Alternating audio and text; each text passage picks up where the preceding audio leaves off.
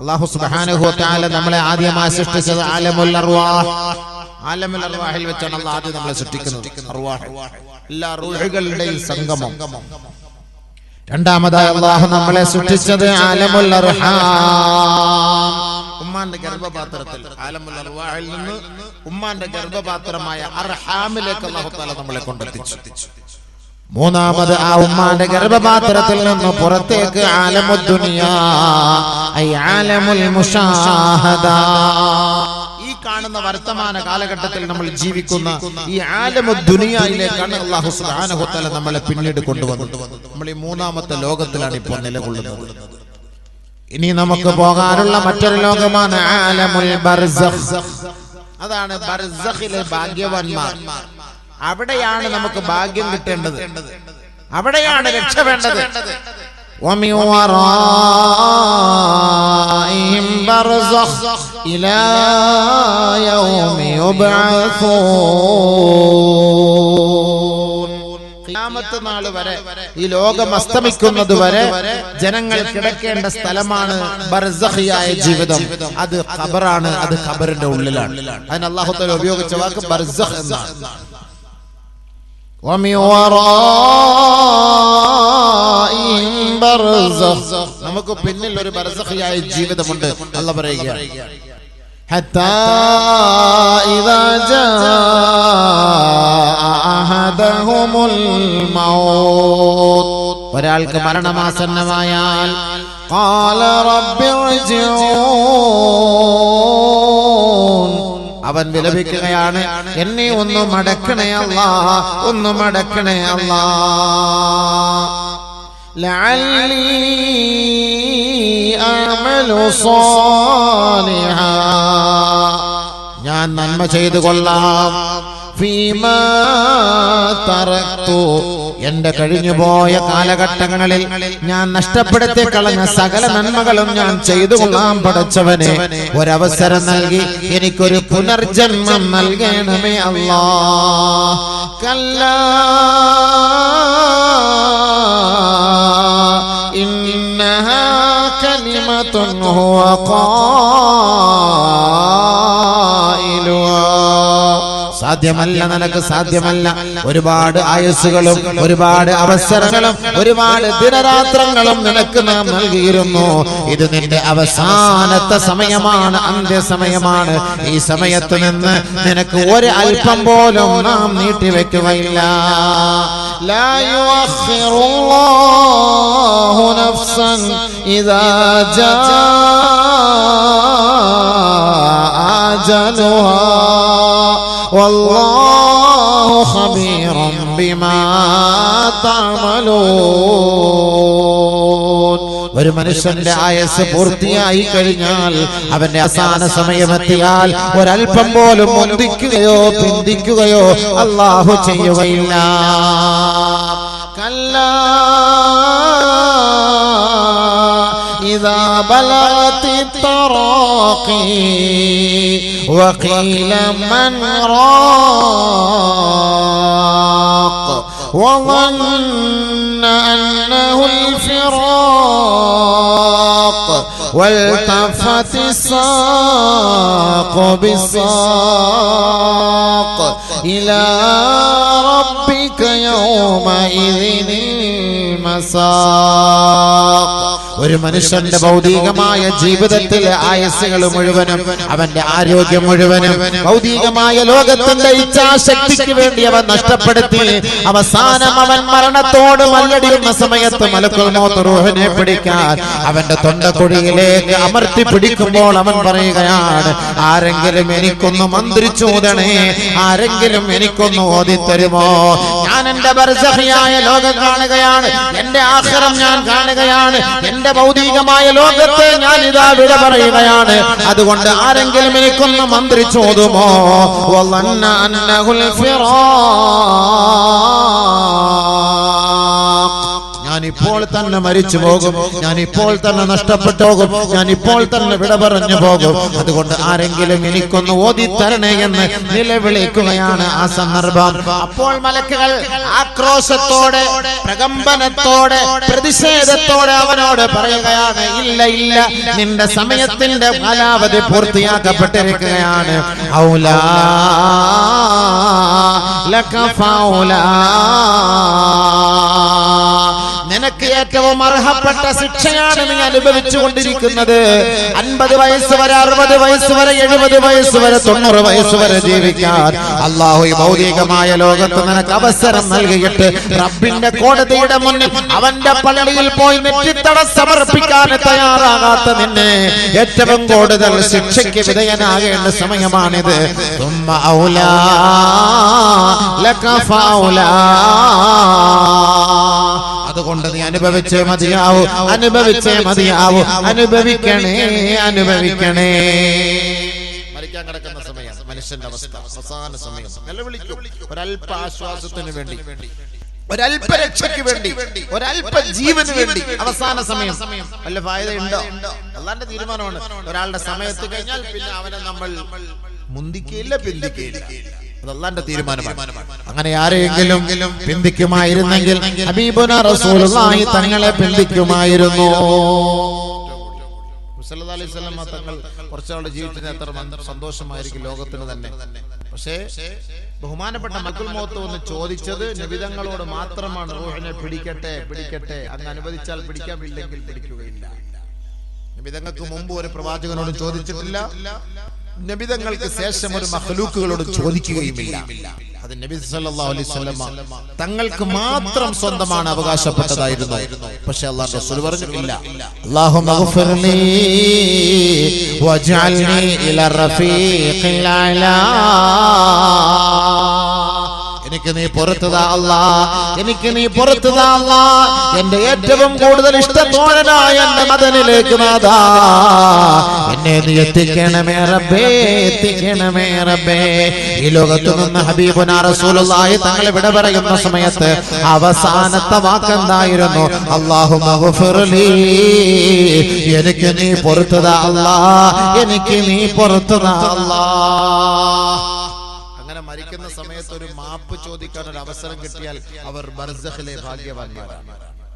അവസാന സമയത്ത് നമുക്കൊരു ചാൻസ് കിട്ടിയാൽ, അല്ലാഹ് നീ എനിക്ക് പുറത്തു തരണേ അല്ലാഹ് എന്നൊരു ചാൻസ് കിട്ടിയാൽ, അല്ലാഹ് വലിയ കരുണയുള്ളവനാണ്, വലിയ കരുണയുള്ളവനാണ്. ഹജ്ജാജ് ഇബ്നു യൂസുഫ് അദ്ദേഹം ഒരു വലിയ ഒരു ആസിയും ഹജ്ജാജ് ഇബ്നു യൂസുഫ് സഹാബാക്കളെയൊക്കെ കൊന്ന ആളാണ്. പക്ഷേ അഹ്ലുസുന്നത്ത് വൽ ജമാഅത്തിന്റെ ആളുമാണ്, മുഅ്മിനായ മനുഷ്യനുമാണ്. അക്രമികളായ ഭരണാധികാരികൾ ആ കാലഘട്ടത്തിലുണ്ട്, ഈ കാലഘട്ടത്തിലുണ്ട്. ഇതൊക്കെ നമുക്ക് ഏറ്റവും വലിയൊരു തെളിവാണ്. നമ്മളിപ്പോ ഈ മോഡിയെ നോക്കിയിട്ടോ അല്ലെങ്കിൽ മറ്റുള്ളവരെ നോക്കിയിട്ടോ നമ്മൾ ആരെയും പുച്ഛിക്കേണ്ട കാര്യങ്ങളില്ല. മുൻ കാലഘട്ടങ്ങളിലെ ചരിത്രങ്ങൾ എടുത്ത് പരിശോധിച്ച് നോക്കുമ്പോൾ ഏറ്റവും വലിയ അക്രമികളായ ഭരണാധികാരികൾ മുസ്ലിമീങ്ങളായിരുന്നു. നമുക്കതറിയില്ല, ഇമാം ഷാഫി റഹ്മത്തുള്ളാഹി തആല അലൈഹി എന്ത് ഇടങ്ങേറ് കാണിച്ചു അക്രമികളായ മുസ്ലിം ഭരണാധികാരികൾ. അബൂ ഹനീഫ റഹ്മത്തുള്ളാഹി തആല അലൈഹി, അഹ്മദ് ഇബ്നു ഹംബൽ റഹ്മഹുല്ലാഹ്, ബഹുമാനപ്പെട്ട ഇമാം മാലിക് റഹ്മഹുല്ലാഹ്, ബഹുമാനപ്പെട്ട താബിഈങ്ങളുടെ നേതാവ് സഈദ് ഇബ്നു മുസയ്യിബ് റളിയല്ലാഹു തആല 30 ദിവസം ചാട്ടവാറ കൊണ്ടടിച്ചു. 30 ദിവസം ബഹുമാനപ്പെട്ട സഈദ് ഇബ്നു മുസയ്യിബ് റളിയല്ലാഹു തആല മർവാൻ. മുസ്ലിം ഭരണകൂടമാണത്.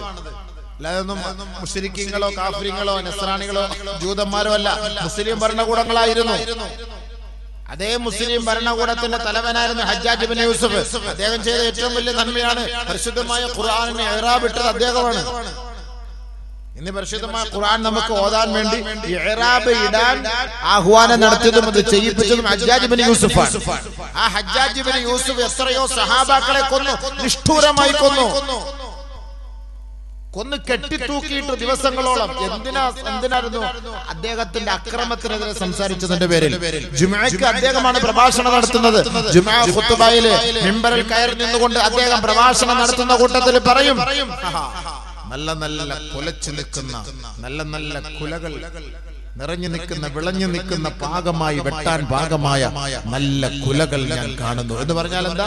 ഈ ഇരിക്കുന്ന സഹാബാക്കളിൽ ആലിമീങ്ങളിൽ നല്ല നല്ല തലയെടുപ്പുള്ള പണ്ഡിതന്മാരെ ഞാൻ കാണുന്നു. അവരുടെയൊക്കെ തല മുറിച്ചു മാറ്റാൻ ഞാൻ ഇതാ കണ്ടുകൊണ്ടിരിക്കുന്നു. അതാണ് അദ്ദേഹം പറഞ്ഞതിന്റെ ലക്ഷ്യം, അതാണ് പറഞ്ഞതിന്റെ ആശയം. സഹാബാക്കൾ. അദ്ദേഹം പ്രസംഗിച്ചുകൊണ്ടിരിക്കുമ്പോൾ ആരെങ്കിലും എഴുന്നേറ്റ് നിസ്കരിച്ച അപ്പളെ വെട്ടിക്കൊന്നുള്ളേ. ജുമാക്ക് ഖുത്ബയിൽ അദ്ദേഹം പ്രഭാഷണം നടത്തുമ്പോൾ ആരെങ്കിലും എഴുന്നേറ്റ് നിന്ന് നമസ്കരിച്ചാൽ തട്ടിക്കളയും. അനസ് റളിയല്ലാഹു തആല അൻഹു ജീവിച്ചിരിപ്പുണ്ട്. നബി തങ്ങൾക്ക് 10 വർഷം ഖിദ്മത്ത് അനസ് റളിയല്ലാഹു അൻഹു. ആ അനസ് റളിയല്ലാഹു തആല അൻഹു ഇരുന്ന് നിസ്കരിക്കുമായിരുന്നു. അക്രമികളായ ഭരണാധികാരികളെ ഭയപ്പെടാതിരിക്കാൻ മാർഗ്ഗമൊന്നുമില്ലല്ലോ. അനസ് റളിയല്ലാഹു തആല അൻഹു ഇരുന്ന് നിസ്കരിക്കുമായിരുന്നു. അനസ് റളിയല്ലാഹു തആല അൻഹു അദ്ദേഹത്തിന് കത്തെഴുതി. ഈസാ അലൈഹിസ്സലാത്തു വസ്സലാമിനെ ഖിദ്മത്ത് ചെയ്ത ആരെങ്കിലും ഈ ഭൂലോകത്തുണ്ടായിരുന്നെങ്കിൽ നസ്രാണികൾ അവരെ ആദരിക്കുമായിരുന്നു, പൂവിട്ട് വാഴ്ത്തുമായിരുന്നു. ഇത് മനസ്സിലാക്കി കത്തെഴുതി. ഞാൻ നബീന റസൂലുള്ളാഹി തങ്ങൾക്ക് 10 വർഷം ഖിദ്മത്ത് ചെയ്ത വ്യക്തിയാണ്. ഞാൻ 10 വർഷം ഖിദ്മത്ത് ചെയ്ത വ്യക്തിയാണ്. എന്തിനാണ് പറഞ്ഞതിന്റെ ആശയം? അല്ലാഹുവിന്റെ റസൂലിന് ഖിദ്മത്ത് ചെയ്ത ഈ വ്യക്തിക്ക് ഒരു പോറൽ പോലും ഏൽക്കാൻ പാടില്ല എന്ന് മനസ്സിലാക്കിക്കൊണ്ട് കത്തെഴുതിയ അനസ് റളിയല്ലാഹു തആല അൻഹു അദ്ദേഹത്തിന് വേണ്ടി ഹജ്ജാജ് ഇബ്നു യൂസുഫ് പറഞ്ഞു, ഒരാളും അനസ് റളിയല്ലാഹു അൻഹുവിനെ വേദനിപ്പിക്കരുത്. നന്മയും അയാളിലുണ്ട്, തിന്മയും അയാളിലുണ്ട്. നന്മയും അയാളുണ്ട്, തിന്മയും അയാളുണ്ട്. ഹജ്ജാജ് ഇബ്നു യൂസുഫാണ്. ആരും കിതാബുകളുടെ രേഖകൾ പരിശോധിച്ചാൽ ആസിയായിരുന്നു, ഫാസിഖായിരുന്നു എന്നാണ്. ആസിയും ഫാസിഖും ആയിരുന്നു എന്നാണ് കിതാബുകളിൽ കാണാം. അത്രയ്ക്കും ക്രൂരത കാണിച്ച വ്യക്തിയാണ് ഹജ്ജാജ് ഇബ്നു യൂസുഫ്. ഒരുപാട് സംഭവങ്ങളുണ്ട്. ഒരുപാട് അഫൂം ചെയ്തിട്ടുണ്ട്, ഒരുപാട് നന്മകളുണ്ട്. മരിക്കുന്ന സമയത്ത് അദ്ദേഹം പറഞ്ഞു, മരണത്തോട് അടുത്ത് കിടക്കുന്ന സമയം, ക്യാൻസർ, വയറ്റിൽ വലിയ ക്യാൻസർ പിടിച്ചാണ് മരിച്ചത്. അല്ലാഹുമ്മ ഇന്നന്നാസ യസ്അമൂന അന്നക ലാ തഗ്ഫിറുനി ഫഗ്ഫിർനി ഫഗ്ഫിർലി ഫഗ്ഫിർലി. അദ്ദേഹം പറഞ്ഞ വാക്കാണ്, അല്ലാഹുവേ ജനങ്ങൾ പറയുന്നു നീ എനിക്ക് പുറത്തു തരില്ല എന്ന്. മരിക്കാറായി കിടന്ന സമയത്തും അദ്ദേഹത്തിന്റെ വായിൽ നിന്ന് വന്ന വാക്കാണത്. ജനങ്ങൾ പറയുന്നു നീ എനിക്ക് പുറത്തു തരില്ല എന്ന്, പക്ഷേ നീ കരുണയുള്ളവനാണ്, നീ എനിക്ക് പുറത്തു തരണേ അല്ലാഹ്. അക്രമിയായ ഒരു ഭരണാധികാരിയുടെ അവസാനത്തെ വാക്കാണ് ഇത്. കേട്ട ഒരു സഹാബി, അന്ന് ജീവിച്ചിരുന്ന ബഹുമാനപ്പെട്ട താബീങ്ങളുടെ നേതാവായ ജുനൈദുൽ ബഗ്ദാദി റളിയല്ലാഹു തആല അൻഹുവിനെ സമീപിച്ചിട്ട് പറഞ്ഞു, ഹജ്ജാജ് ഇബ്നു യൂസുഫ് ഇങ്ങനെ പറയുന്നത് ഞങ്ങൾ കേട്ടു. ബഹുമാനപ്പെട്ട ജുനൈദുൽ ബഗ്ദാദി റഹ്മഹുല്ലാഹ് പറഞ്ഞു, ഞങ്ങളുടെ ആഗ്രഹം അദ്ദേഹം തൗബ ചെയ്യാതെ മരിക്കണമെന്നായിരുന്നു.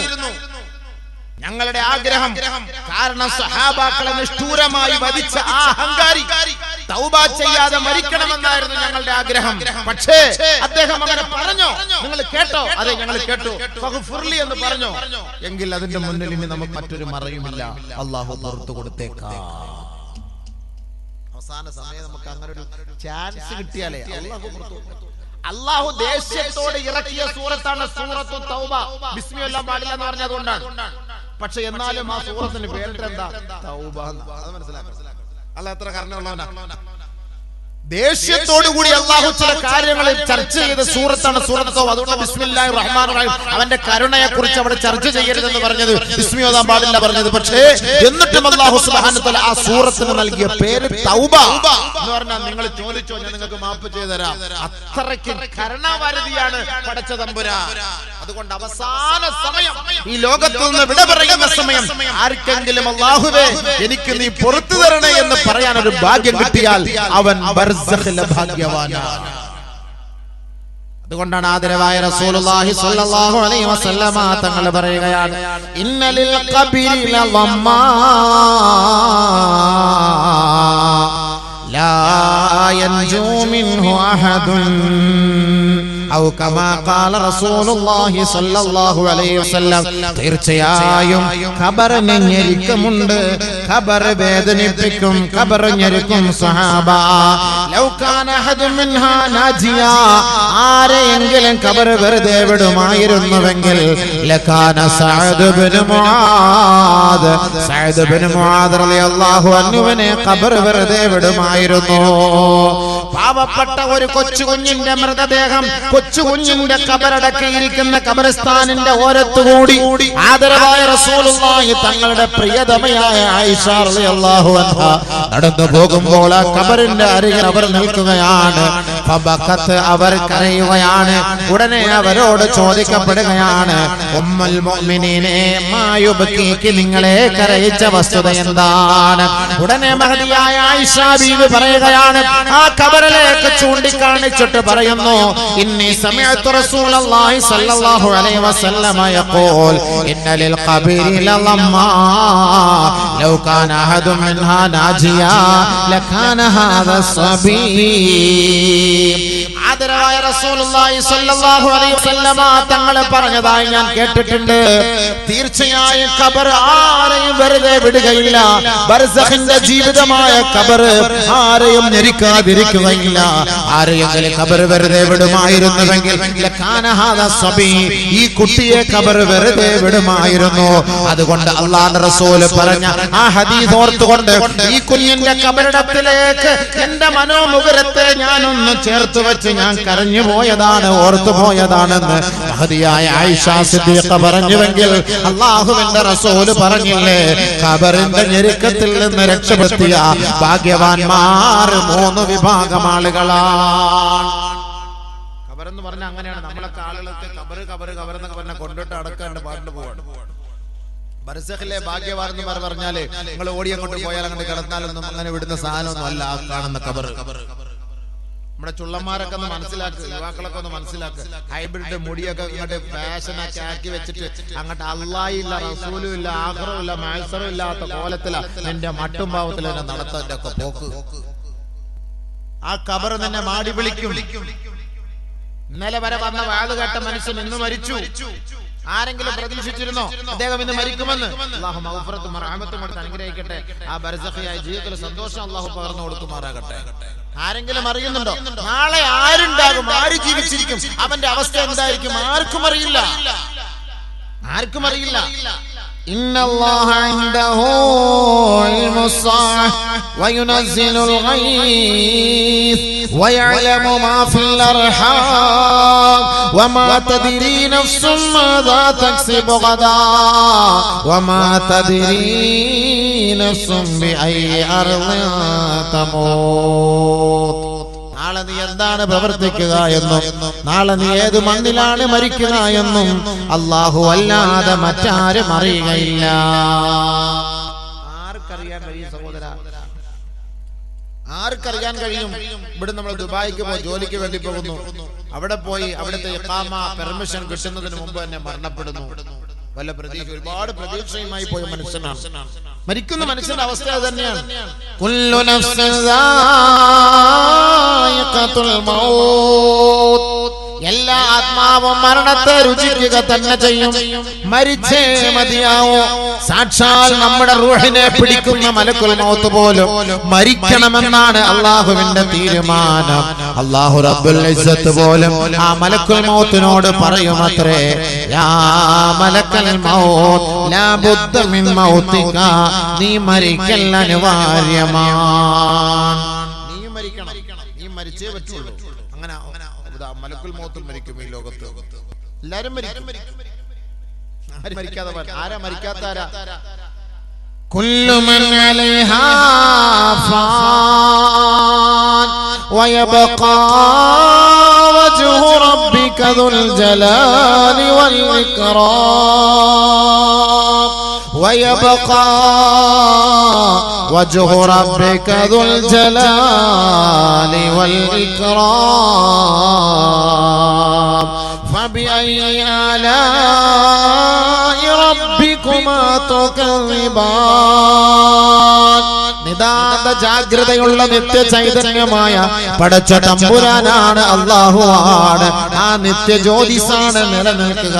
ബാക്കിയുള്ളതെല്ലാം തകർന്ന് തരിപ്പണമാകുമത്രേ. കുല്ലു ശൈഇൻ ഹാലികുൻ ഇല്ലാ വജ്ഹ, അവൻ തിരുമുഖമൊഴിച്ച് ആ ഒരു ശക്തി ഒഴിച്ച് ആ ഒരു ജ്യോതിസ് ഒഴിച്ച് ബാക്കിയെല്ലാം നശിച്ചു പോകുമെന്ന് ഖുർആൻ. എല്ലാം തീരും, മൊത്തം എല്ലാവരും ഒരിക്കലും മരിക്കും. പക്ഷെ മരിക്കുന്ന സമയത്ത് ബർസഖിലെ ഭാഗ്യവാന്മാരായി മരിക്കണം. ഭാഗ്യവാന്മാരെ. അതുകൊണ്ടാണ് ആദരവായ റസൂലുള്ളാഹി തങ്ങൾ തന്നെ പഠിപ്പിച്ചത്, ഒരാൾ ജനിക്കുമ്പോഴും ഒരാൾ മരിക്കുമ്പോഴും അല്ലാഹുവിന്റെ നാമം അവന്റെ ശ്രവണപുടത്തിലേക്ക് തളച്ച് കയറട്ടെ, അല്ലാഹുവിന്റെ നാമം കൊണ്ട് തുടക്കം കുറിക്കട്ടെ, അതിന്റെ ഒടുക്കവും അല്ലാഹുവിന്റെ നാമം കൊണ്ട് തന്നെയായിരിക്കണം. ഒരു കുട്ടി ജനിക്കുമ്പോൾ എന്താ ചെയ്യേണ്ടത്? ഒരു കുട്ടി ജനിക്കുന്ന സമയത്ത് അല്ലാഹുവിന്റെ നാമമാണ് ആ കുട്ടിയുടെ വലത് കാതിൽ. മൻ വലിദ ലഹു വലദുൻ ഫഅസന ഫീ ഉദ്നിഹിൽ യുംനാ വഅഖാമ ഫീ ഉദ്നിഹിൽ യുസ്റാ ലം തദുറഹു മുസ്ബിയാൻ ഔ കമാ ഖാല റസൂലുള്ളാഹി റവാഹുൽ ബൈഹഖി. ഹസൻ ഇബ്നു അലി റളിയല്ലാഹു അൻഹു റിപ്പോർട്ട് ചെയ്യുന്ന ഹദീസാണിത്. ആദരവായ റസൂലുള്ളാഹി തങ്ങൾ പറഞ്ഞു, ഒരു കുട്ടി ജനിച്ചാൽ ആ കുട്ടിയുടെ വലത് കാതിൽ ബാങ്കും ഇടത് കാതിൽ ഇഖാമത്തും കൊടുത്തു കഴിഞ്ഞാൽ ആ കുട്ടിയെ പിശാചിന്റെ പ്രഹരമേൽക്കുകയില്ല. കൂട്ടത്തിൽ അല്ലാഹുവിന്റെ റസൂൽ പറയുകയാണ്, ആ കുട്ടിയുടെ വലത് കാതിൽ സൂറത്തുൽ ഇഖ്ലാസ് ഓതി കൊടുക്കണേ. ആ കുട്ടിയുടെ വലത് കാതിൽ ആലു ഇംറാന്റെ 36-ാമത്തെ ആയത്ത്, ഇന്നി ഉഈദുഹാ ബിക വദുരിയതഹാ മിനശ് ശൈത്വാനിർ റജീം. ആ ഒരായത്ത് കൂടി നിങ്ങൾ ഓതി കൊടുക്കണമേ. അതായത് അല്ലാഹുവേ, ഈ കുട്ടിയിൽ ഉണ്ടാകുന്ന പിശാചിന്റെ പ്രഹരത്തിൽ നിന്നും പിശാചിന്റെ ശർറുകളിൽ നിന്നും ഈ കുട്ടിയിൽ നിന്ന് ഇനിയുണ്ടാകുന്ന കുഞ്ഞു മക്കളിൽ പോലും അല്ലാഹുവേ പിശാചിന്റെ അടിയിൽ നിന്നും അവന്റെ എല്ലാ ഇടങ്ങേറുകളെ തൊട്ട് നിന്നോട് ഞാൻ അഭയം തേടുന്നു നാഥാ. ഓരോ മാതാപിതാക്കളും കുട്ടികൾക്ക് വേണ്ടി ചെയ്യേണ്ട ദുആയാണ്, ഈ പിശാചിന്റെ ശർറിൽ നിന്ന് നിന്നോട് ഞാൻ അഭയം തേടുന്നു അല്ലാഹുവേ. വലത് കാതിൽ ഓതിക്കൊടോ സൂറത്തുൽ ഇഖ്ലാസ്, ഖുൽ ഹുവല്ലാഹ്, അതേപോലെ സൂറത്തു ആലി ഇംറാൻ 36-ാമത്തെ ആയത്ത് ഓതി കൊടുക്കണം. തുടക്കം ഒടുക്കമോ നബിയുനാ റസൂലുള്ളാഹി റസൂലുള്ളാഹി സ്വല്ലല്ലാഹു അലൈഹി വസല്ലമ തങ്ങൾ ഖബറിന്റെ ഞെരുക്കത്തെ കുറിച്ച് ബർസഖിയായ ജീവിതത്തിന്റെ ഭയങ്കരതയെ ഭയാനകതയെ അല്ലാഹുവിന്റെ പ്രവാചകൻ സഹാബാക്കൾക്ക് വിവരിച്ചു കൊടുക്കും കൂട്ടത്തിൽ നബിയുനാ റസൂലുള്ളാഹി തങ്ങൾ പറയുകയാണ്, മാഉഫിയ അഹദുൻ മിൻ ലഗ്തത്തിൽ ഖബരി ഇല്ലാ ഫാത്തിമത ബിൻത അസദ് ഇബ്നു ഹിശാം റളിയല്ലാഹു തആല അൻഹാ വസ്തുസ്നിയ മിൻ ഹാദിഹി സലാസത്തുൻ. ഖബറിന്റെ ഞെരുക്കത്തിൽ നിന്നും ഖബറിന്റെ പിടുത്തത്തിൽ നിന്നും ഖബറിന്റെ ഇടങ്ങേറിൽ നിന്നും രക്ഷപ്പെടുന്നവർ 3 പേരാണ്, 3 വിഭാഗമാണ്. അതിൽ ഒന്നാമത് അല്ലാഹുവിന്റെ റസൂൽ പറയുന്നു, അൽ അംബിയാ, അംബിയാക്കൾ ആ ഖബറിന്റെ ഞെരുക്കത്തിൽ നിന്ന് അല്ലാഹു അവരെ സഹായിക്കുമത്രേ. കാരണം എന്താണ്? അന്നഹും മഅ്സൂമൂന മിനൽ ഇർതികാബി ദുനൂബി വൽ മആസി. പാപങ്ങൾ ചെയ്യുന്നതിൽ നിന്നും പാപങ്ങൾ ചെയ്തു കൂട്ടുന്നതിൽ നിന്നും സമ്പാദിക്കുന്നതിൽ നിന്നും അംബിയാ മുർസലീങ്ങൾ എല്ലാവരും സുരക്ഷിതരാണ്. അതുകൊണ്ട് ഒരൊറ്റ അംബിയാ മുർസലീങ്ങളെ പോലും ഖബർ വേദനിപ്പിക്കുകയോ ഞെരുക്കുകയോ ചെയ്യുകയില്ല.